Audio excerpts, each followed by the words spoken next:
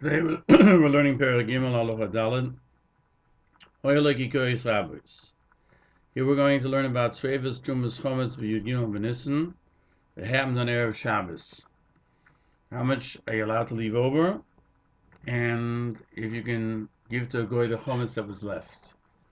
Hoyle Kikois Rabbis Shel Truma. If he had many pieces of bread of Truma, V'tzor l'seif Erev Shabbos, and he has to burn it Erev Shabbos when Erev Pesach happened on Shabbos, and therefore you have to burn it on the 13th, which is Erev Shabbos.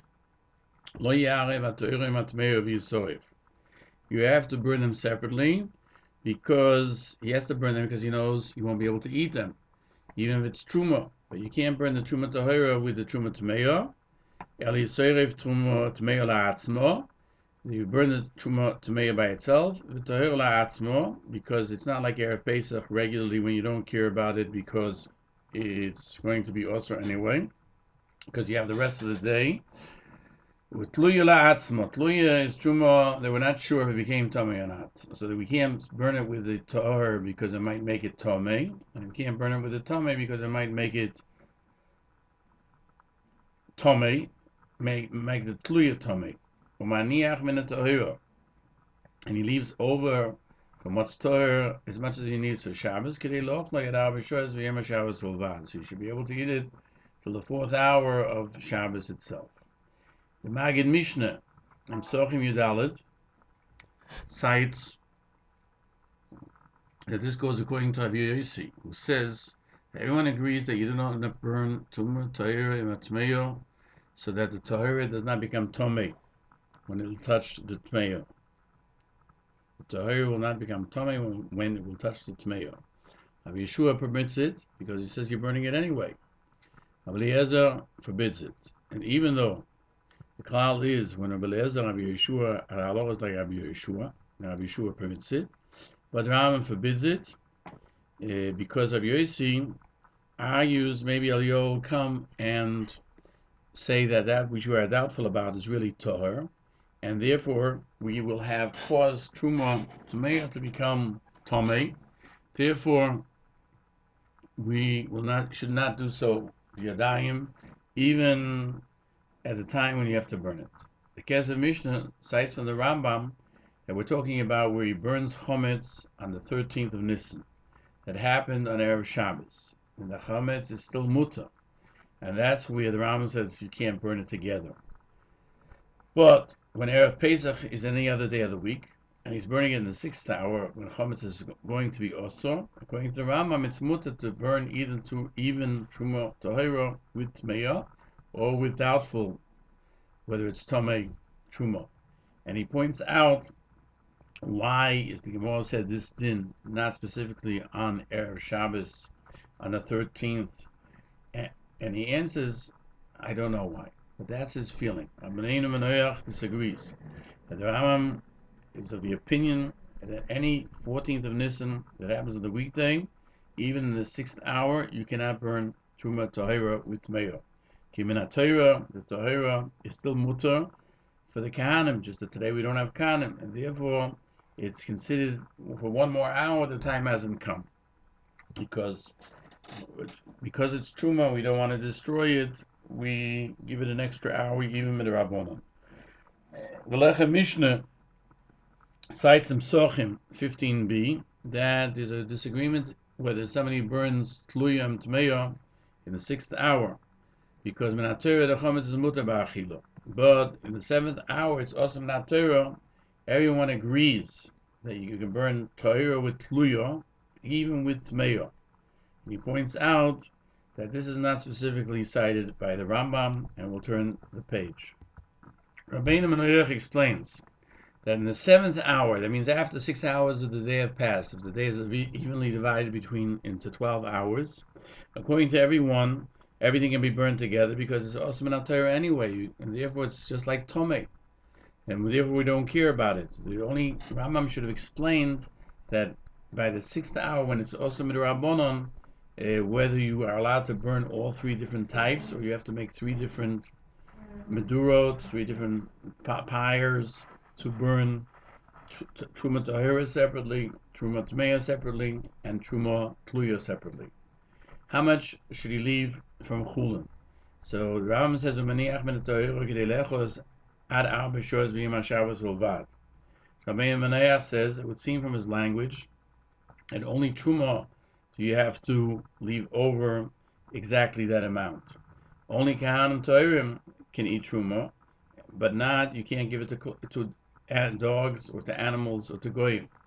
But Chulin, there's no chiyuv l'tzamtzem, there's no chiyuv to be specific, because if he won't eat it himself, he can give it either to animals, to dogs, or to goyim until the 4th hour of Shabbos.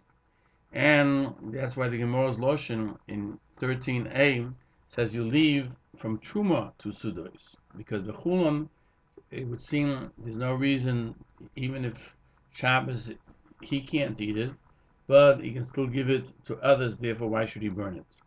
When is the time of the third Suda when Erev Yom Kippur, Erev Pesach happens on Shabbos? The Agoras Maimonides cites the Brisa. You burn everything before Shabbos, and you leave 2 Sudos until the 4th hour. So Eliezer admits, Sefer Yereim writes,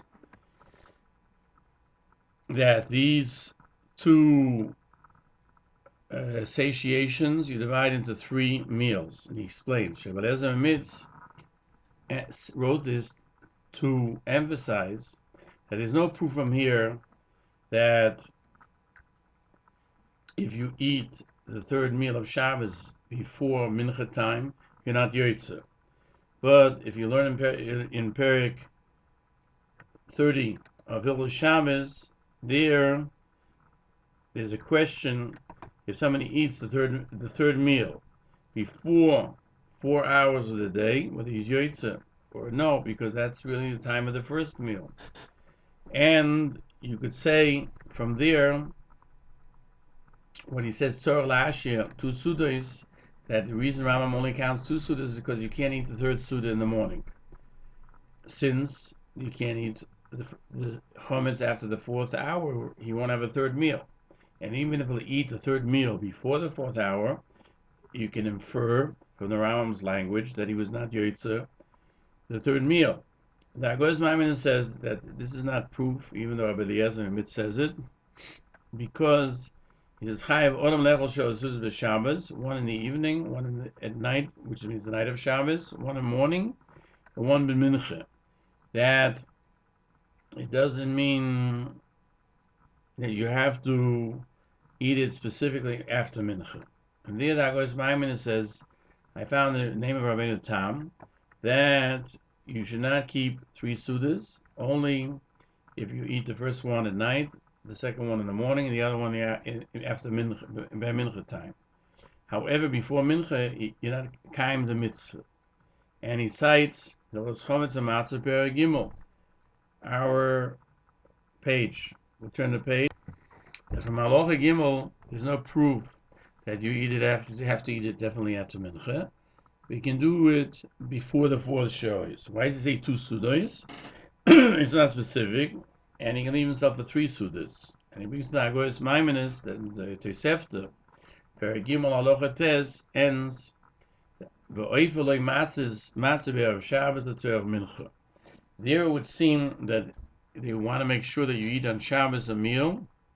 And his Magia, it says it has to be matzah shiur, because matzah you can't eat it after Chatzos, Erev Pesach, according to everyone. And we'll see in Perek Vov, the 6th Perek, which matzah is also to eat Erev Pesach. Ha'im mutar loses legoyes ha'chometz nishaloi. Can a person give away chometz to a goy that's left over on Shabbos? Chometz that's left over on Shabbos to a goy. The Rambam in Halacha Gimel says, if it is left over from the chometz on Shabbos after the 4th hour, he's mevatel.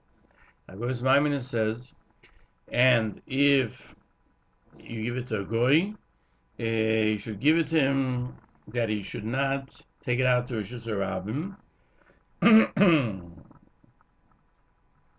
And that's the way Yurei HaNefesh do it so that the goy should not carry for him in a sense. But to tell a goy to take it out, you can't do. Hilchos Chametz U'Matzah. You do not give mezainis to a goy that he should take it out and eat it outside. You can give him to eat, but not outside. And once it becomes his, technically you're not over and by your anyway. It's not yours anymore. He has to pick it up. He has to acquire it somehow. In Shulchan Aruch is a halacha that Yudalid that fell on Shabbos, Yeboidik Leil Yud Gimel, Thursday night. It adds the Mishnah Berurah, and you have to make a brocha on the B'dika then, even though we said prior to Yudalid is a question, but not in this situation. Mechaber continues, you burn everything before Shabbos, and you leave only 2 sudas for Shabbos. Mishnah Berurah adds, like the Rambam, you have to be careful to leave it in a place where you don't have to worry that it'll get lost. You have to check the house again.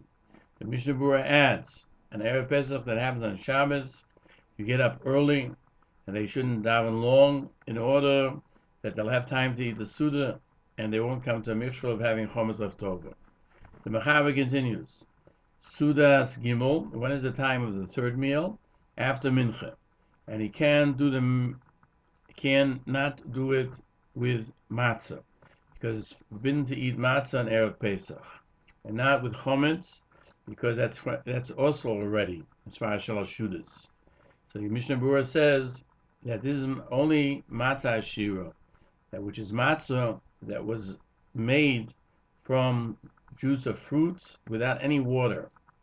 Mechaber is of the opinion that you can eat matzah shiur in Erev Pesach, and it requires you to eat the 3rd meal before the 10th hour, so you should be hungry for the Seder. The Ramah says that in Ashkenaz they're not knowing to eat matzah shiur Erev Pesach, and therefore you cannot be mekayim the mitzvah of Suda Shlishis with matzah shiur, but rather you should do it with fruit or meat and fish. The Mishnah Berurah cites that there's differences of opinion whether a person can be yotzeh Suda Shlishis all year only with bread or other things as well. And to begin with, one should certainly do it with bread. And we'll turn the page. However, on Erev Pesach that happens on Shabbos, and he doesn't have the ability to eat bread, he can rely on those who are lenient, and they do it with minei Peirush. So is the din that he can do it with a tavshul, like kneidlach. But it's known that B'kiddush HaChasidim, they were makbid not to eat kneidlach, because they don't eat matzah, which is called matzah shruya.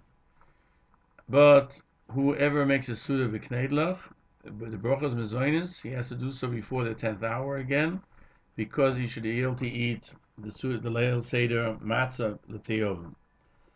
Somebody who keeps the 3rd seder shalosh shudas, the 3rd meal, with meat or fruit or fish, can eat it even after the 10th hour, but he should eat very little. Mishnah Berurah brings down further that the Achronim wrote that you should divide the 1st meal into 2, and there are those that say that you yotzeh to the shlishis that way. That's the Das Agra, and actually that's the way we do it as well. And that's the way most Klal Yisrael does, that the shachar is divided in half. You wash, you eat the fish and the eggs and onions, you bench, make a short break, and so that you should go outside, so you won't be over on Baruch Hashem and Tzricha. Then you wash again, you eat the meat or the chunt and everything else you want to eat. So when you divide the morning Suda to 2 mitzvahs, the morning Suda to 2 sudas, according to those who hold you can do b'mekayim Suda Shlishis even in the morning, he does it with bread. And there are those who feel that it's still better in the afternoon by mincha time to eat something for shalosh shudas, but only from meat, fish, etc. Mechaber says that even when the 13th day of Nisan falls on the Friday, even though he didn't eat chametz, he's going to eat chametz and Shabbos, and you can say that you could burn after Chatzos. Why do you have to burn at the regular time that you would burn if it was Yudalid? It's better to do it before Chatzos so that people will not make a mistake the next year. The Ramah points out in the name of the Torah, and on Shabbos, you should be mevatel, as it says in the Mechaber, if the chametz was left after that he ate it, he should be mevatel, and he puts on it a kli until Motzi Yom Tov, and he burns it. The Mishnah Berurah adds that that's only when you don't have a goy or a dog to give it to. But if not, after the 4th hour, in the 5th hour, you can take it and give it to them. Just like it's mutter to take it and throw it into the toilet or and elsewhere. If you wait till the 6th hour, it's also ba'ano, and you can't move it anymore because it's all on Shabbos because it's hano. Still, you can give it to a goy to throw into the river or into the Beis HaKisei if you do not have, if there's no Rishus HaRabim. So Mechaber says, even if there's nothing left of chametz in the house after Sudas Shachris, you still have to be mevatel chametz on Shabbos, just like the rest of the year. At the end of the 5th hour, and the Mishnah Berurah adds, even if you did it yesterday, you have to do it again, as you always do on the 14th of Nisan at the end of the 5th hour.